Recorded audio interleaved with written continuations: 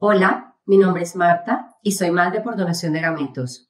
Conseguí ser madre a los 40 años, después de algunos años intentando ser madre de forma natural y de encontrarme con un diagnóstico de infertilidad con una menopausia prematura, cuya única solución o cuya única respuesta a mi deseo de ser madre era donación de ovocitos.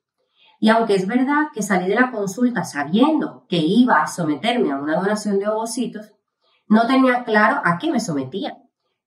No tenía claro cuál era el proceso médico, cuál era toda la implicación emocional que eso llevaría. Fue durante los tratamientos en los que pude enfrentarme a toda esa serie de dudas, de miedos y de inseguridades con respecto a todo el proceso, al futuro de ese embrión, al futuro bebé, al posible embarazo, etc. También había muchas dudas con respecto a las emociones o a los sentimientos que podían tener las personas que en nuestro caso eran conocedoras de la situación alrededor nuestro hacia ese bebé. Hoy en día, 4 años después, pues todas esas dudas se han disipado y hoy en día estoy totalmente enamorada de mi hija. No tengo ningún miedo ni ningún...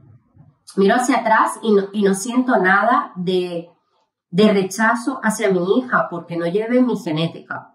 Sin embargo, sé que es una situación difícil de aceptar y que cuesta cuando estamos solas y cuando no tenemos apoyo de nadie alrededor o no conocemos ningún caso cercano. Es por eso que he querido compartir mi experiencia por si puede ayudar a cualquier persona que lo esté viendo.